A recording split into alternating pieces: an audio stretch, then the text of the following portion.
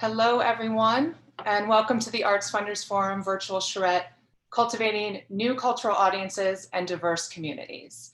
We want to thank you for joining us today. I'm Melissa Cowley Wolf, the director of the Arts Funders Forum and the founder of MCW Projects. I'm very grateful and honored to be in the company of three exceptional individuals who are focused on cultivating new audiences for the arts, developing new vehicles for engagement, and democratizing the next generation of art supporters and collectors. Here at the Arts Funders Forum, based on our research program and our ongoing work with the cultural, financial, and philanthropic sectors, we believe that the changes the next generation funders, creatives, and cultural leaders had already wanted to see are being accelerated by the variety of big world-changing events of 2020. So many of the trends that were underway before the pandemic hit us this year have now taken on extreme urgency for the cultural sector. We are witnessing the largest intergenerational transfer of wealth in history. While that is happening, overall charitable giving has been rising, but there's been a decrease in giving to the arts. And we've seen a lack of engagement among next-gen donors in the arts. Those donors we've seen turn to other forms and vehicles of investment and giving.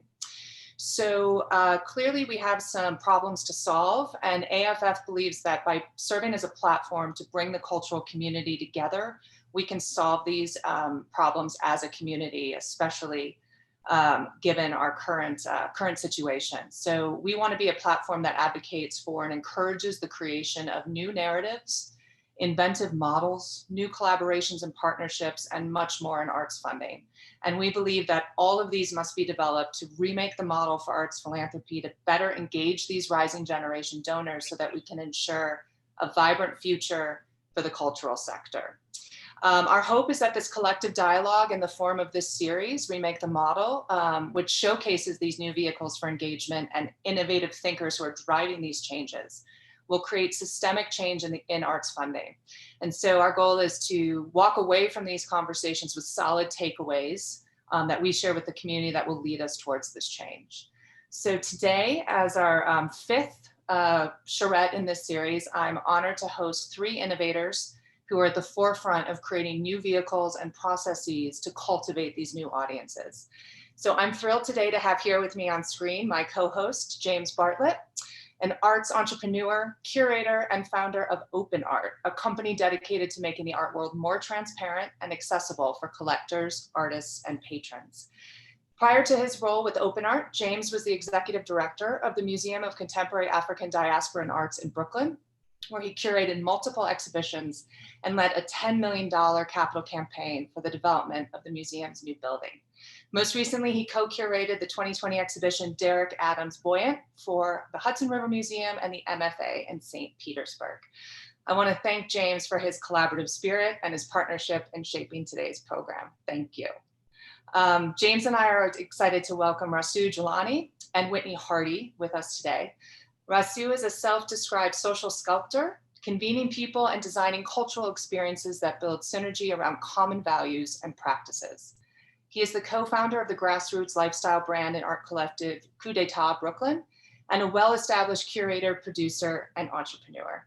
He is currently using his experience supporting these ecosystems in his role of curator of cultural networks at the LAMBENT Foundation, which is an organization that leverages the critical role of arts and culture at the intersection of social justice.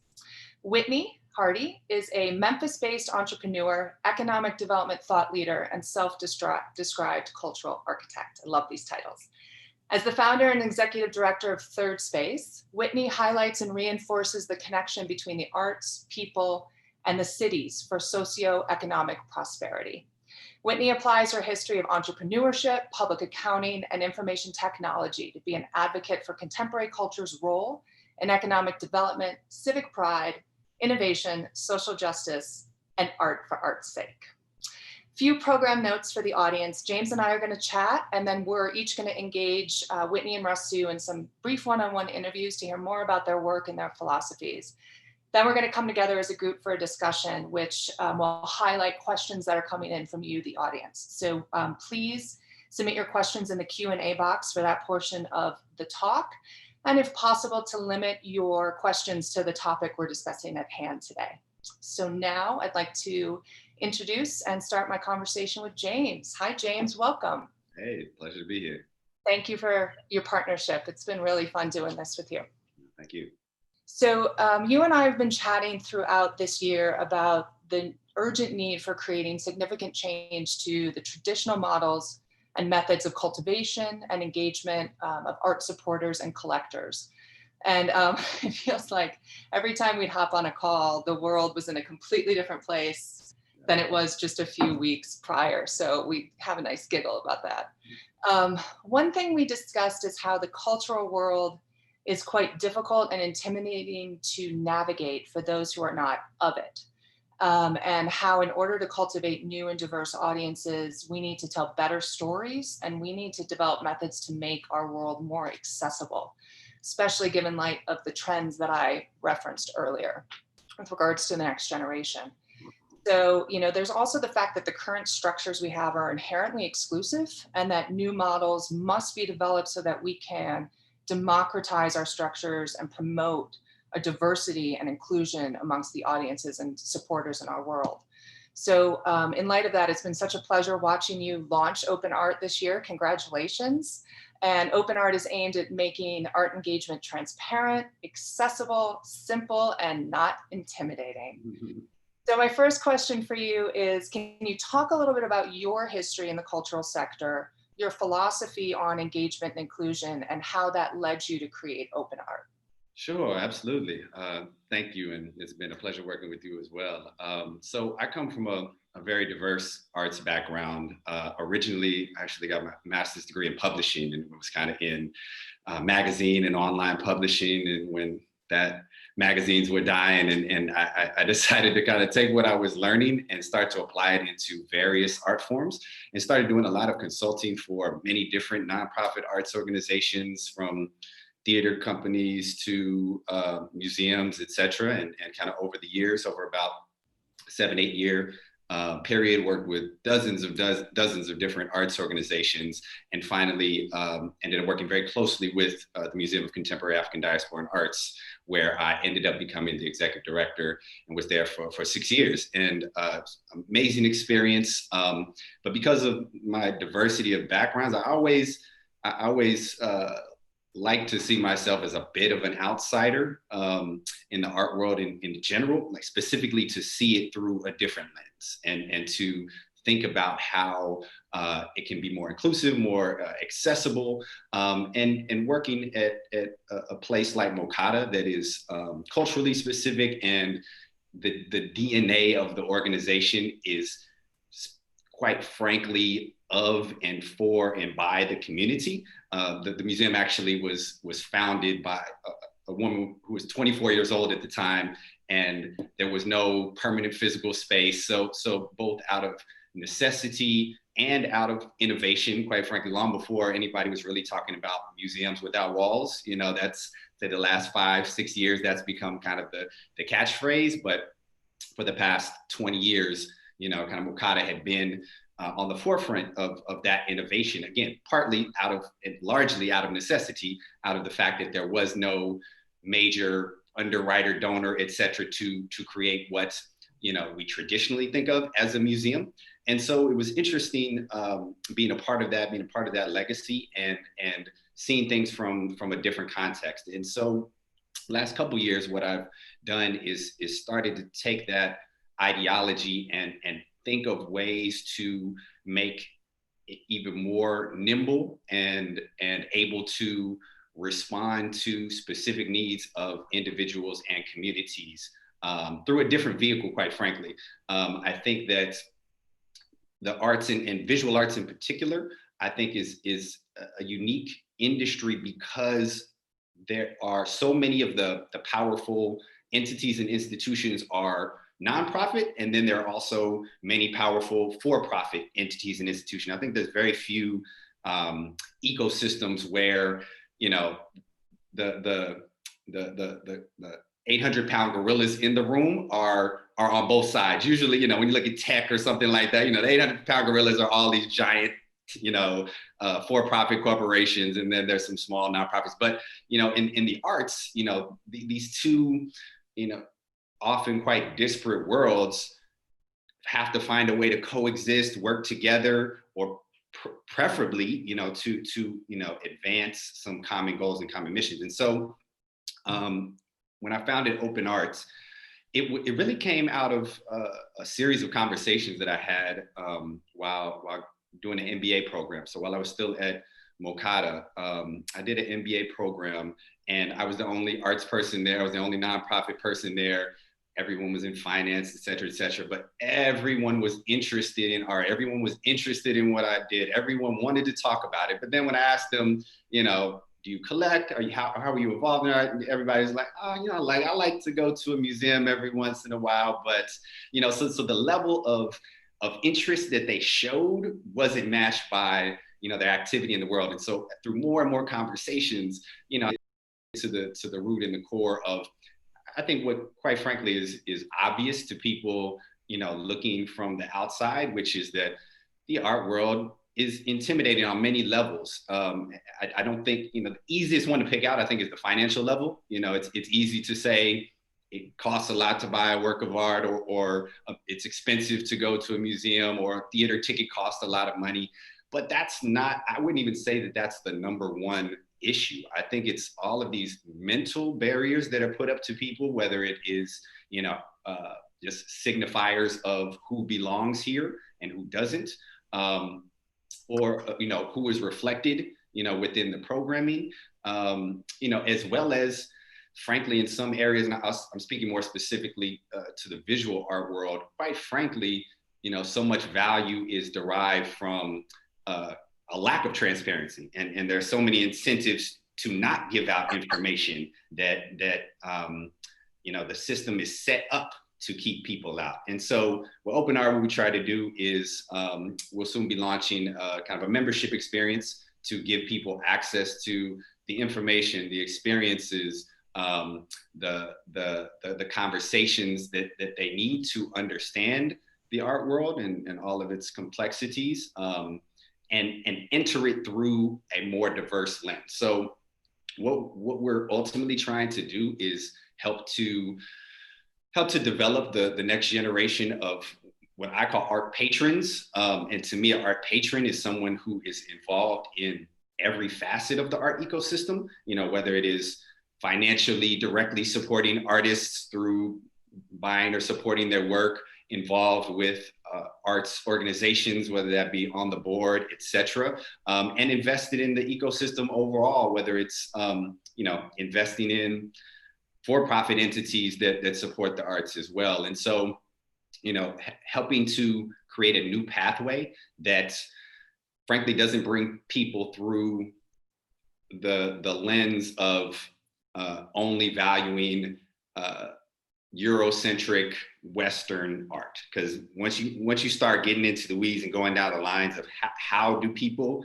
get introduced to art, every single entry point that has, path that has been laid out for people, it brings them through the same path of saying, old white male artists are what is valuable, whether it's museums, whether it's art fairs, whether it's galleries. The statistics are very, very, very clear who the industry values. And so we're trying to create a new pathway for people to understand.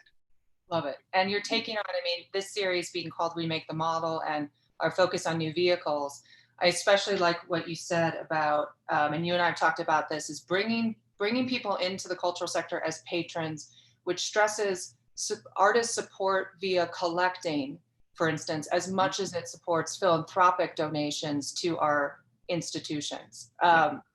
And so I love, your concept of the holistic approach, and also introducing that patron to the diversity with which, diversity in the art world and of the opportunities available and the types of work and artists they can support.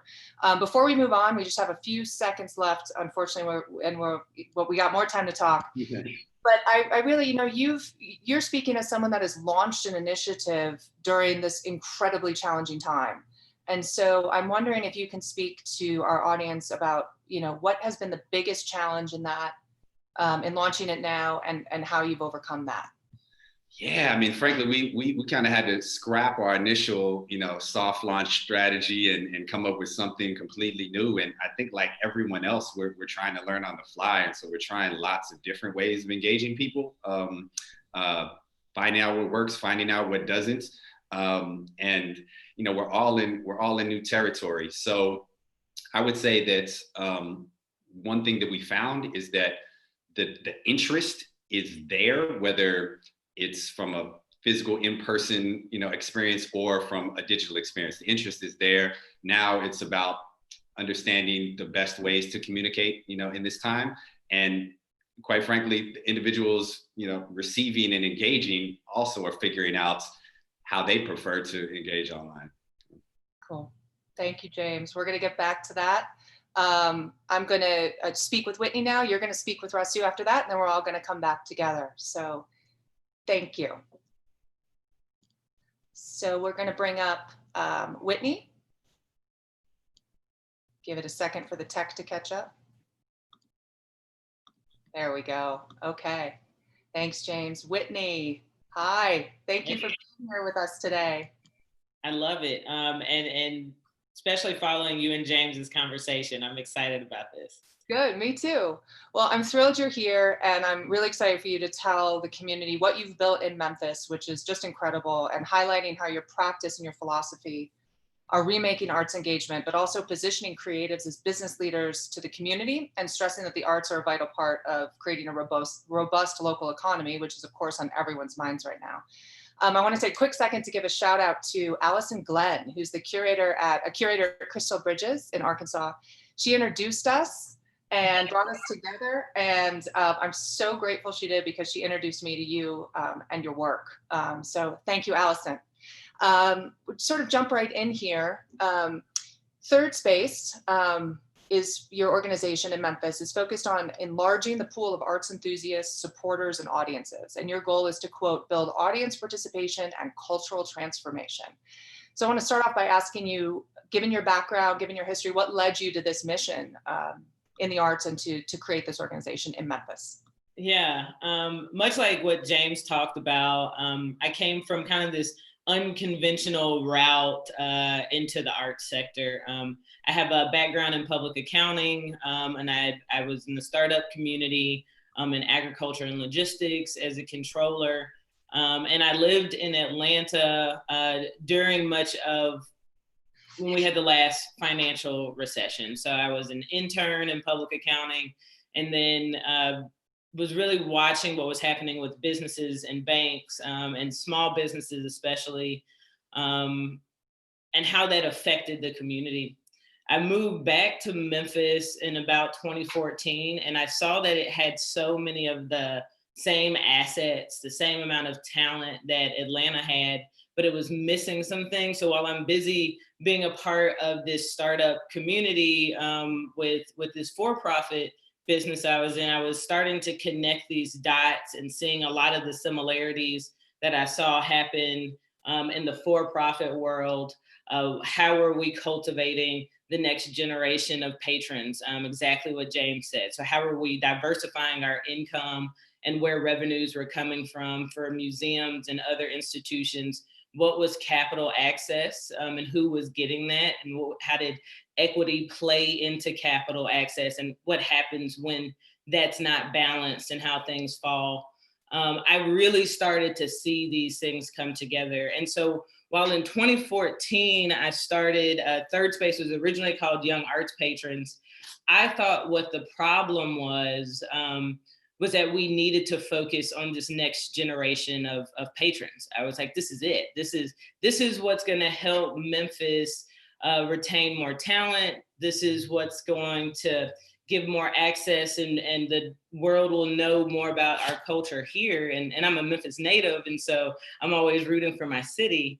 I actually peeled back a lot of layers of disconnectedness and lack of relationships that was around. So it wasn't just young patrons weren't involved.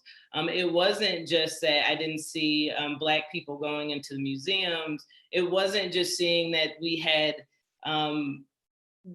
a lack of capital, the number of foundations focused on Memphis, the number of large donors in Memphis, it was a lot of relationships weren't there. And so the focus became, how do we build the relationships with our communities better and have authentic relationships?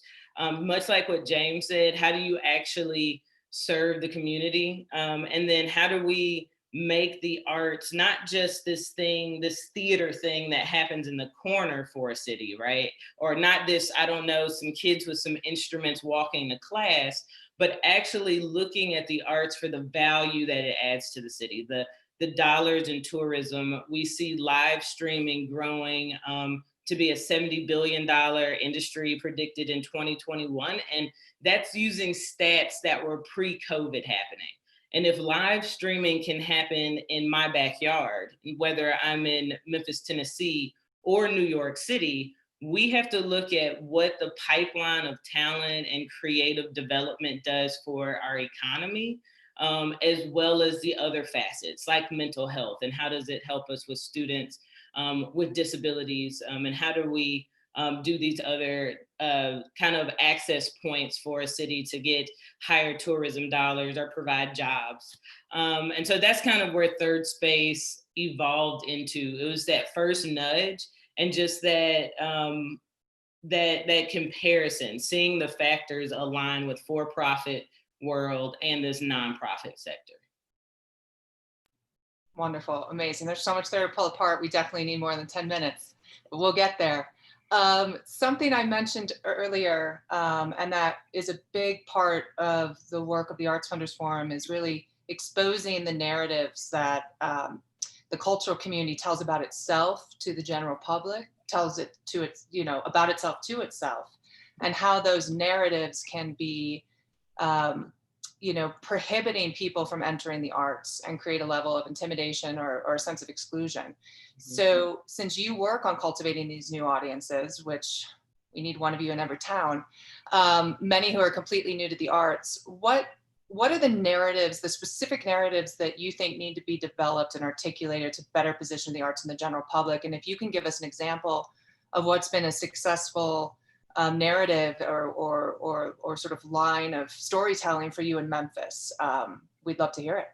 Yeah, I wanted to kind of pick apart the question you gave me, which you said in it, how does the arts position itself for the general public, right?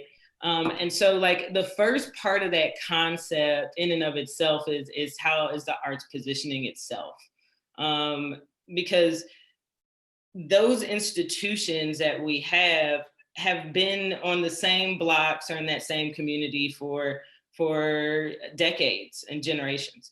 And there's a lot of people that haven't always been given that access. The thing about it is that art and culture doesn't stop outside of those four walls, right? We still have our community events. We still have these cultural festivals. We have a lot of great ones in Memphis that just celebrate the international community that we have. So all of that is still happening beyond just these traditional institutions. And I think we have, and even as I kind of mentioned before, like with the entertainment industry and how things are going virtual, and we have things like Netflix and YouTube platforms that can generate and monetize dollars for creatives. It's so much broader now. And I think that's what we have to start, the arts has to start positioning itself in line with all of those different sectors. Like you are a part of tourism, but you're also a part of what becomes live streaming, and how we're especially seeing that during COVID. You're also a huge employer. You're also cultivating entrepreneurs, right? And I think we see even the entrepreneur lean starting to happen, and how the arts is positioning itself among kind of business programs and business executives, because now we're seeing creative entrepreneurship as almost this buzz term. Yeah. Creatives have always been entrepreneurs. We just, for some reason, decided we didn't want to connect those two. And that was part of why one of the things we did in Memphis, leaning into that entrepreneurship positioning, was to create a relationship with the Memphis Chamber of Commerce. we said they did a call looking for someone just to put art on their walls, right? And I was like, haha, I'm gonna do more for you. I'm going to introduce the art inside of these walls for you guys and for the art community. And when we had our first opening, the artists that we had show, we highlight photography and makers, two things that I think are super important, that people that are advocating for our ecosystem should see. She said, I'd never thought I would ever come into the chamber because I didn't think it was for me. And that was a new relationship. And now we're in COVID, and that's one of the things we had to figure out. How do we support the creative entrepreneurs out there that are out of work? So I think those are kind of the starts to it, and thinking in an unconventional way, and the arts positioning itself in those different lanes.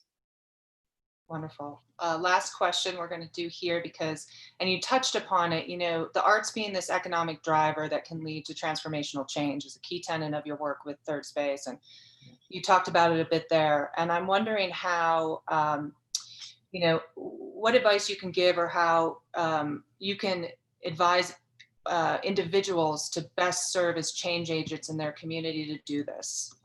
What's sort of a call to action that we can give to people to make these connections, make these narratives that are so important to tell the bigger story of the art's impact on our society? Yeah, I think the easiest thing to say is that we have to understand that our cities are built off of more than just going to work, and more than just having a home. And what I mean by that is largely why we named ourselves Third Space. Right. And that's kind of what the concept of Third Space is. And I talked a little bit more about it on the blog that we had last week come out. But what we have to know, and what we're doing with launching the first year of Memphis Art and Design Week this year, is that art and design is throughout our city. It's in the concept of innovation. If we think about package design, FedEx is headquartered in Memphis. How does that design go into how we move things logistically? How do we make sure that FedEx is in that conversation of support, and why we need to be driving creatives? When we think about technology and different startup hubs, user interfaces are all things that go around design and creativity. So I think that is one of the things that when we developed, why do we need to have an art and design week in Memphis? It wasn't just about studio visits only, or just saying we have one for tourism. It was about really highlighting where the value of this is everywhere. And I think that's what people can do more. If you're on a committee for urban planning, you should have a creative on board, because they actually see that city and the concept of design very differently. When we're thinking about how parks are laid out and how people use them, that's around wellness and that's health. That's what grants should also be available for. We really have to make sure we're building that in. So I think that's kind of the easiest thing to say, how do you advocate, is to know that a creative's not there, why are we excluding them? If a person of color is not at the table, if a Black person's not at the table, if a woman's not at the table, what is the exclusionary factors? And why are we not valuing their voice or that voice better? Because we need it, right? So I think it's both of those things. Thank you. You and I are gonna go away for a little bit, and we're gonna bring up James, who's gonna interview Rasu, and then we'll all come back for a group discussion. So Whitney, thank you. We'll do a little tech change over here.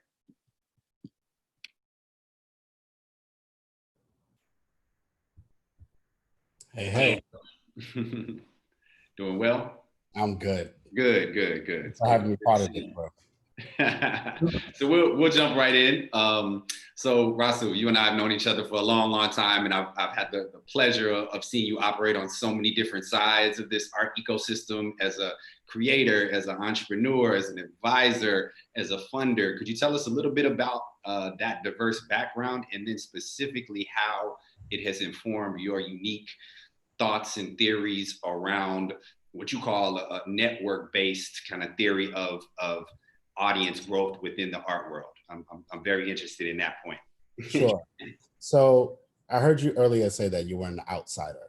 right? And that's how I often define myself as well. Like I didn't go to art school, any form of art school. I do not have an MFA. I do not have a BFA. And if you were to go back and, as a status quo, that's unheard of in the art world, to have someone come in with that particular background. So first, my career started off in technology. I worked in technology for 14 years, 11 years at Columbia Law School. And at that time, I didn't realize it then, but as I contextualized my overall practice, I realized it now that I was building ecosystems back then, back in the early 2000s, right? So as I transitioned away from technology into culture, I had to really dig into what my specific value was. Like trying to masquerade as a traditional curator wasn't going to cut it, right? Because I needed to go under tremendous study of curation, aesthetics, research, vernacular. And although I was doing curation from a more independent point of view, coming in from an institutional, that's gate kept. And I think that's exactly when we met, when me trying to figure out what was my lane. And it really took me to talk to a mentor at the time, Danny Simmons, where he offered, you know, you have a tremendous intrinsic value that cannot be taught, cannot be commodified, and quite frankly, the cultural space needs. And what that was coming from a very grassroots community organizing perspective, bring in technology, bring in these project management and design thinking perspectives coming into the cultural space is really important. Two, the other piece was I had to really realize that I was not a curator of things, of materiality. My curation really came from thinking about how to care for people, networks, resources, and be a facilitator of ecosystems, right? Because at this point, I started to realize, have this aha moment that not develop, you really can't create an ecosystem. You can only facilitate or jumpstart one. It really, it's natural, it's organic, right? But you can build networks. So the networks fit within a greater ecosystem. So I started to really play with that vernacular and think about, and that's why I don't use audiences anymore. I don't really use audiences. I use community when I'm talking about a very specific community, because I really question whether an institution or a corporation can have a community, right? Are your patrons buying into a value? Are they buying into a principle? Are they buying into an agreement outside of purchasing tickets? Because what is the community, right? So once I started to really understand that, I started to really sculpt out what my trajectory was, what my value was, and that was social sculpting. That was bringing together these ontological and intrinsic parts together in order to really build a network or facilitate an ecosystem. And where that really came together was at New Inc., where it was working within the intersection of art, design, and technology, or I was recruiting and building a community there. And what that allowed me to do is finally see structurally what a social sculpture was. I was always social sculpting, but it was really from the perspective of bringing people together, culture producing, connecting people, but it wasn't tangible. At New Inc. was the first time there was a tangibility about the work that I was doing. Like I was bringing people to a museum, right? And with all of that said, that was the first time for me working inside of a museum for a kid who grew up in New York City that did not go to his first museum until the age of 21. And I think that's really important to know, right? That if you grew up in the outskirts of New York City, not Manhattan or downtown Brooklyn, that your access to the cultural space is very limited. And then throw in race and throw in social economic conditions. So how can I reverse engineer that pathway so I'm getting to people earlier to help them develop and reimagine their pathway in the cultural space? So hopefully I answered that question, but I wanted to really get that out. Yeah, I mean, and there's so much I want to dive into that, but I'm gonna pick one particular thing that jumped out at me. You talked a bit about knowing that you had something unique to bring to this ecosystem, to this art ecosystem, but it taking somebody else, it taking Danny Simmons in particular, partly to reaffirm that within you and to tell you, yeah, you deserve a place within this. Because one interesting thread, I think, among all of us is that we don't come from the traditional, art pathways, curator pathways, funder pathways, et cetera. And I think in a time when the industry is actively trying to diversify and actively trying to expand the amount of voices at the table, I'm curious your thoughts on how to do that, and how to, in an industry and in a world that is so, I'd say, resume focused, like when, how many years have you worked in this industry, et cetera, et cetera. Whereas you mentioned, your first experience being tech, you start a successful app at 19, then you're running the world. Nobody asks questions. But in our world, you come in at 19, think you know anything. They're like, scoot aside. So I'd love to hear your thoughts on that in general. Yeah, I think that's a loaded question. But what I would say, right, is that we have to first acknowledge, and this is what I acknowledge, is that the cultural sector, as I've seen it as a cultural worker, is a derivative of hypercapitalism, and we cannot escape it. The nonprofit industrial complex is a fragment of that. You can even go as far as to say that it's based off the framework of white supremacy. So if you're working in that framework and you're not really looking to truly disrupt, and you're just grabbing vernacular that's out in the space, I hear Black Lives Matter, so I'm going to use that. I hear women movement, I'm going to use that. I hear diversity, I'm going to use that. So there's a bit of this performance of allyship, this performance of change that is happening, and have happened, right? I've been in spaces where I knew for a fact they were not about the work that they were talking about, but it was grant speak. It was great to just use it, right? So that extractive practice has to be do away with if we really want to move forward.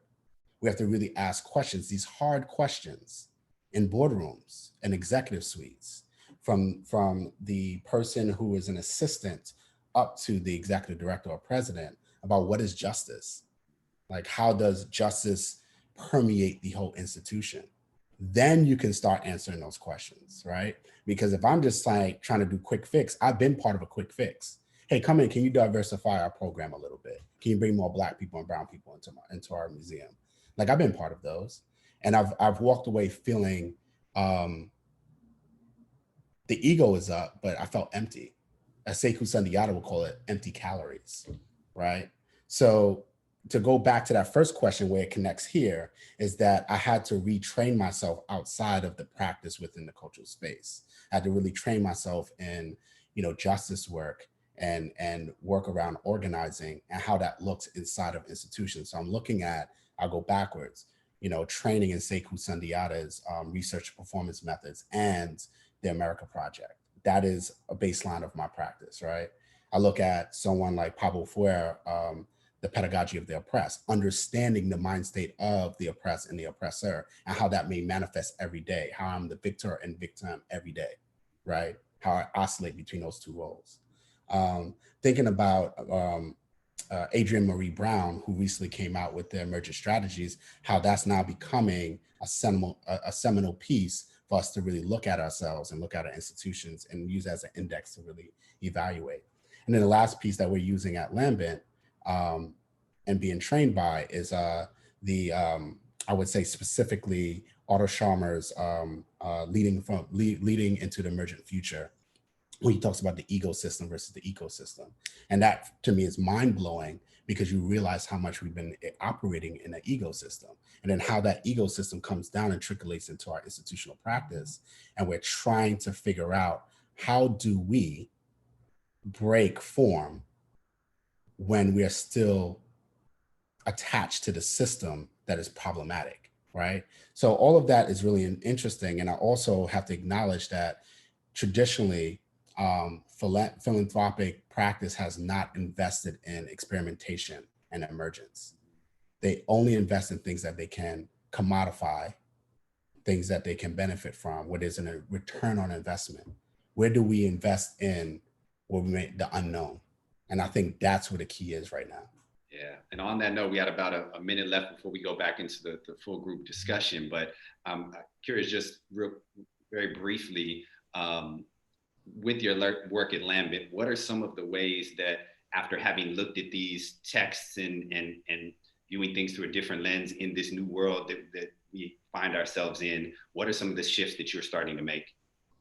Yeah, so there's the Lambent shift, and then there's the kind of like collective shift that includes my individual practice, right? So what I would say is, very quickly, I actually wrote these down very quickly, right? The digital to virtual pivot, like how we're all pivoting very quickly and how messy it is.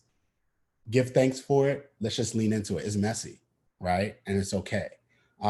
What does it look like to convene in this moment? Do we need to convene? Do we just need to sit back and look at ourselves and really be in that uncomfortable void? Or do we need to convene to feel better, to be comfortable?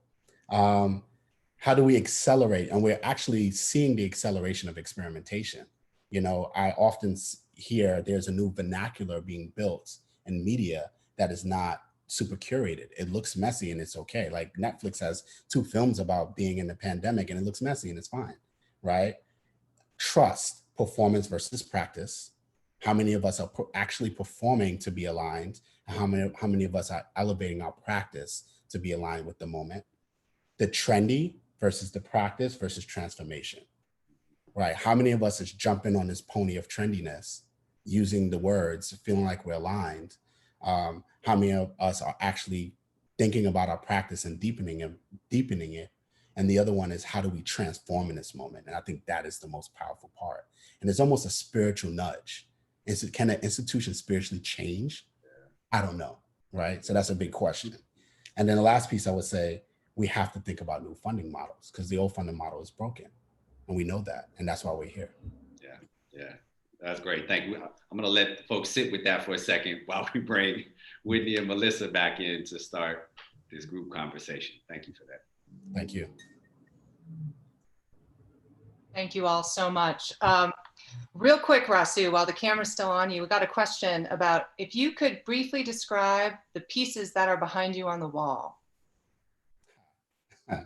Alice Mizrahi piece, I think it's a self-portrait, like a surreal self-portrait. Over there, my cousin did a piece on Bob Marley, and behind me is Clarence 13X, who was a student of Malcolm X and started the 5% movement in New York. So this is a self-portrait of him. So I have like my ancestors behind me. Thank you. Thank you for sharing that with us. It's great. It's fun now to get into people's homes and see their art, see their stuff over the context of the last. It's like borderline appropriate, inappropriate, but like, whatever. We gotta deal with it. We'll let everyone be our judge of that. Yes. So I want to pick up right from where what Sue was just talking about. You know, in the context of this growing global social justice movement, these micro movements within that, we're seeing in our sector these swelling calls for changes to arts funding, big philanthropy, and pathways to wealth creation. And we cannot talk about changing arts funding without talking about changing pathways to wealth creation. And as we work on what will be a ongoing long-term change to our system for wealth creation, I want to talk about, you know, the changes we can make within the community with the people on the call right now with philanthropy. Rasu, you just mentioned that philanthropy doesn't invest in experimenting in the unknown, so therefore adhering to the status quo, which I think we can all agree with here. You're talking on this call to a community of cultural funding leaders, of philanthropists, of next-gen funders, cultural leaders. So my question that I want to touch upon with all of you now is, how can the folks on this call, how can this community specifically advocate for these changes in our sector we know we need, outside of, as Rasu said, these performative acts that are going on right now, kind of going through the checklist? What are some, you know, based on the work that you are all doing and your philosophy and the changes you've seen and how we can motivate community to do this? what can you say to the audience right now about specific changes those who have some power can make to the system? So let's start with Whitney. Yeah. I think the first thing is figuring out, the whole mentality behind why are we not investing in risk when you definitely are investing in risk in so many other areas. The stock market is rich. Investing into entrepreneurship in your city is a risk, right? Startups are a risk, and we saw cities really go after trying to get the next headquarters of the next tech company there, right? And we also see those same businesses fail. So when I hear philanthropists say that their job is not to take risk, I don't think they fully understand the role of what nonprofits are there to do, right? And the role of nonprofits to me is to take the risk to fix the problems in the system, because for some reason, private isn't working and public dollars aren't allocated to do it. So the nonprofit has to come in and fill that gap. So one, we should be funding the nonprofits that are actually doing that work and taking the risk, because to go above the status quo is to step out and to assume that risk. And you have to have, from the tone at the top, the funders have to see that, and the funders have to hold accountable those folks that have said they're doing the work and they've seen nothing, and those institutions have been getting the same amount of funding for the last 50 years, yet the impact is not there, because you're taking away money from some of those startup ideas and those new concepts that even other institutions want to do. So from the top, from the foundations, we have to say, what are we actually investing in? And it should be risk, it should be change, it should be systems. And then looking at the accountability, we're holding down the ladder all the way. And we're seeing that happen, especially through these different calls with, New Orleans and NOMA and San Francisco and their museums and MOCAD in Detroit, right? All of these are different institutions that folks are being called out at every single level. And there's a reason for that. So I'll let Rasu kind of pick up on it and run with it. Yeah, we're gonna lose Rasu in a few minutes because he's double booked today. So before you have to head off, I want to thank you, because I won't have a chance to thank you later, and head it back to you. And especially, tackling this in the context of our community needs to understand that rising generation donors, rising generation citizens, rising generations want to support organizations, entities, and people that have shown they can make impact, especially in areas of social justice, and want to support arts, artists, collectives, et cetera, ecosystems, all of it, that understand that the arts are a driver of social justice. So it's critical that the system change in order to stay alive. So also within that context, I'll kick it back to you, Rasu, for more thoughts. Yeah, thank you. So one of the benefits of being at LAMBENT is I'm learning from a master facilitator, Gibran Rivera, who has contextualized this moment as a paradigm shift. And in order to acknowledge a paradigm shift is to acknowledge what antiquated practices, ways of being, and behaviors we need to leave behind. And how many of us are trying to imagine, during industrialization, we're trying to pull the old way into industrialization to post-industrial, so on and so forth, right? So we're trying to pull normal into the future, and that normal may be antiquated.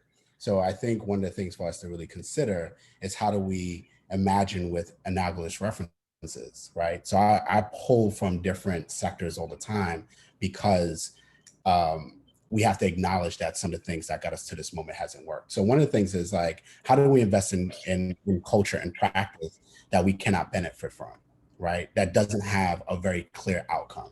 So for example, I think Demet just started a civic practice fellowship. I think that's tremendous, right? Because it's acknowledging practice, right? But then I question, what are the agreements within that, right? What does reporting look like? Right now, institutions have to jump through so many hoops just to say what they did with the money. But in a time like this, you know, we just need to get the money to them. You know, we're going to lose a big percentage of the sector. How do we protect the sector? By making sure we're thinking about what and not from the funder's perspective all the time, but like what are the institutions that are vital for pushing culture forward? Sometimes they may be the Met and Guggenheim and Whitney, but they may be a smaller institution like Weeksville or Mokata, you know, smaller institutions that are the cultural bearers before they're extracted, right? I think about pool of investments, which is an indigenous practice, is an old practice within Black communities in America, where you get a pool of money and then you vote on how that money is spent.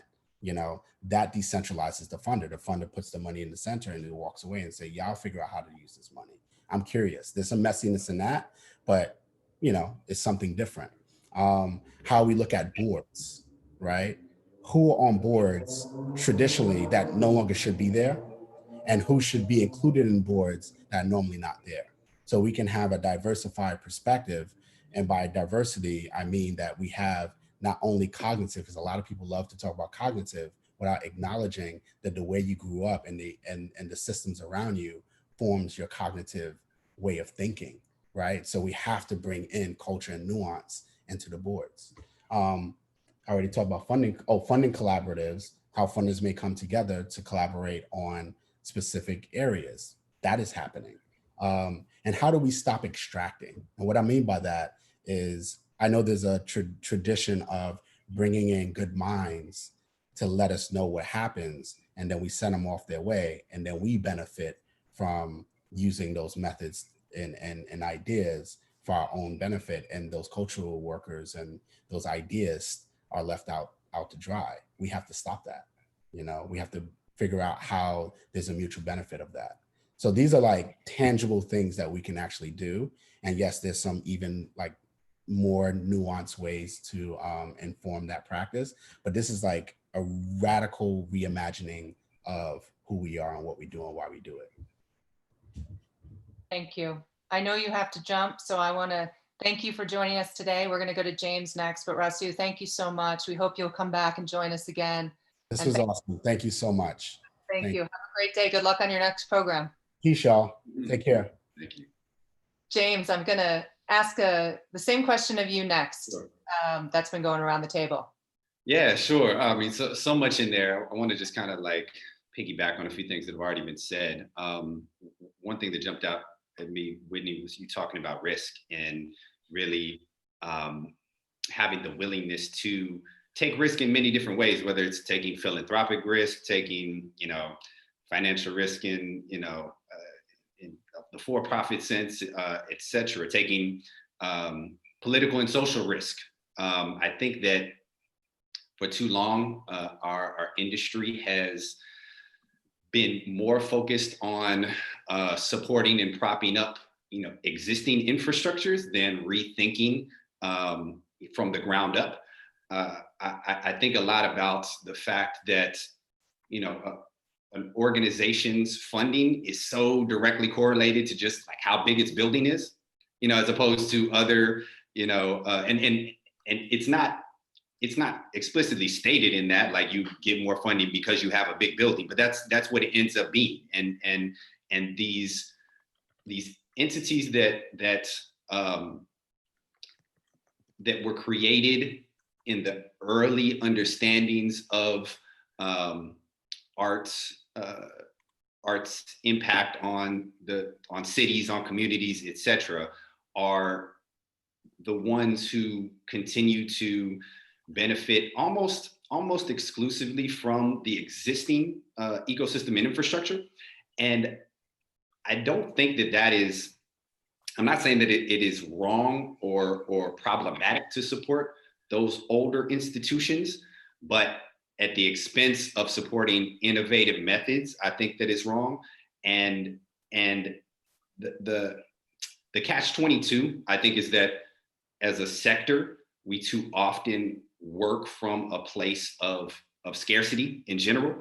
I saw a question kind of go across the chat around, you know, if someone, are we concerned that if someone purchases art versus will that take away from their philanthropic giving? And I think the root of the problem.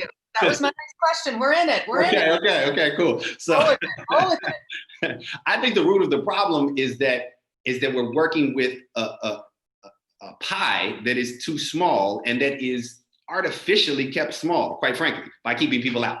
If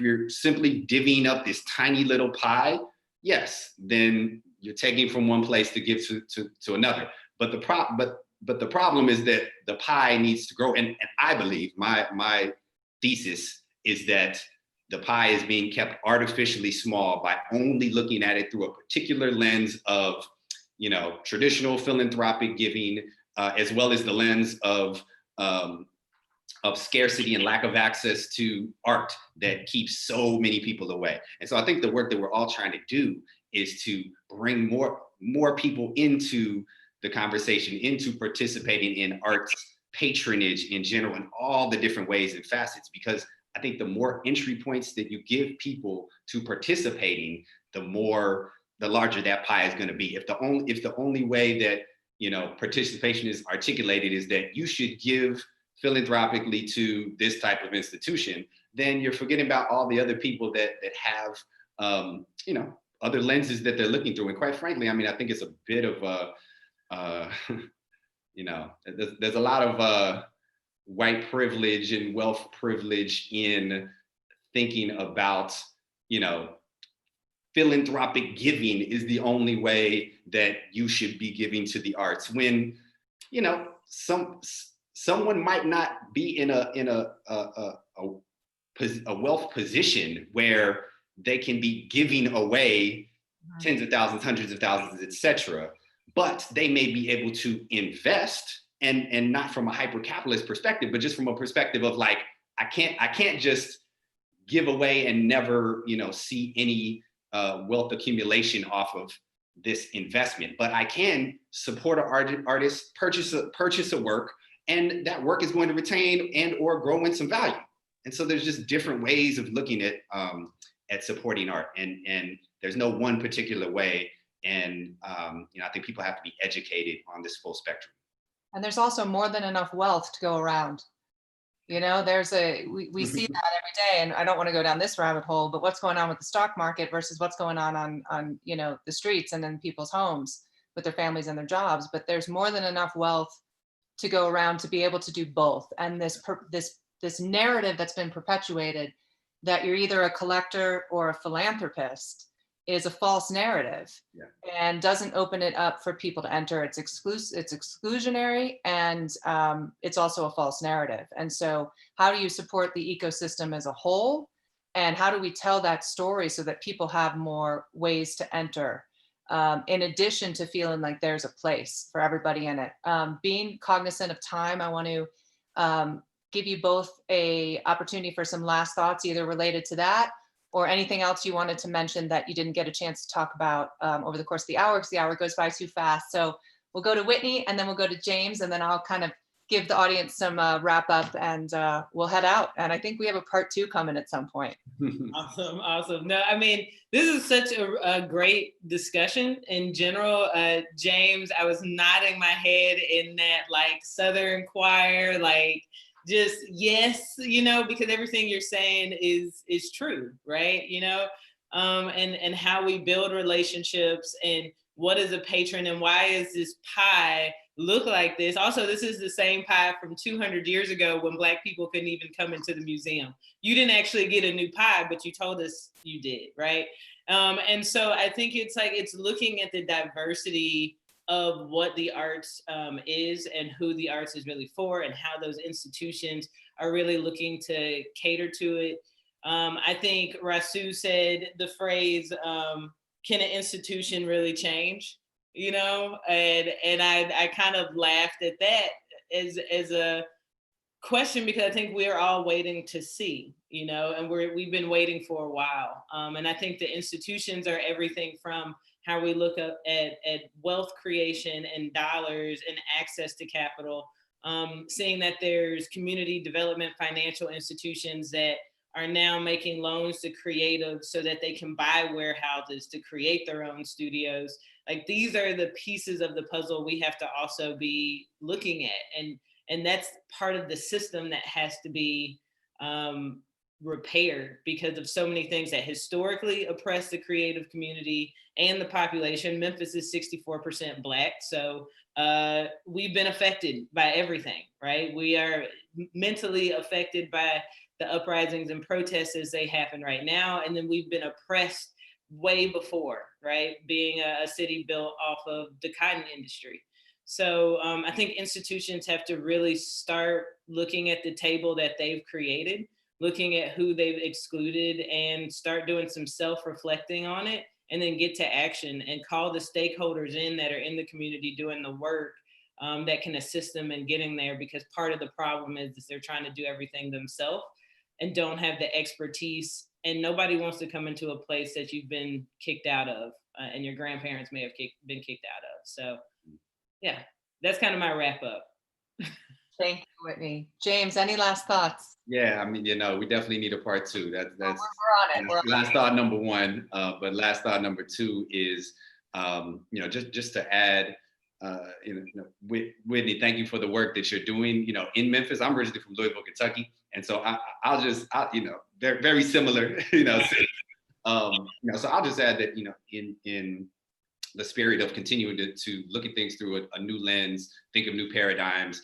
One of the most important lens shifts that we need to have is regional, looking at how we support the arts across the country, and not just New York, LA, Chicago, etc. Our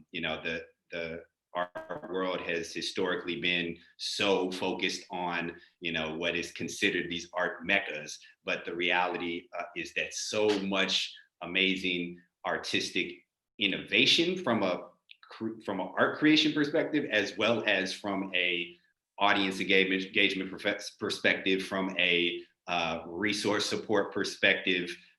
Again, perfect example of what you're doing in Memphis, Whitney.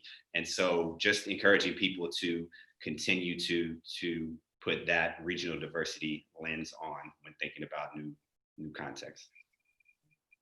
Thank you both so much. I think our part two can have that regional, coast to coast angle to it. So James, I'm going to hold you to it. Whitney, I'm going to hold you to it. Thank you so much. Thank you, James, for your collaborative spirit and for being my co-host today. And I'm looking forward to working together some more. For our audience to know that the AAF team will be sending out takeaways, especially what our panelists have said around new models, narratives, equitable structures, and specific roadmaps to establish those goals. So keep an eye on your email. And in addition to James, Whitney, and Rasu, I want to thank the M+D team, including my partner with AFF, Sean McManus, as well as Brett Dobbs, Kinga Christian, and Samantha Keel, who's pulling the levers behind the scenes here to bring our pictures up and down, and is really the organizer of this behind the scenes. So thank you all. I want to thank Jennifer Joy and her team at Sutton for being our cultural partners and helping us amplify the work of the Arts Funders Forum and building our community. I want to thank you all for joining us today and your ongoing engagement with the Remake the Model series and your commitment to investing in remaking our system. And so stay tuned for our next program, which will be mid-September. And please connect with us on Instagram, LinkedIn, or via email at info@artsfundersforum.com. We want your feedback. We want to hear from you. So thank you so much to this whole community for your investment in seeking change, to our panelists, wishing everybody a great day and a great rest of our summer. Thank you. Thank you. Take care.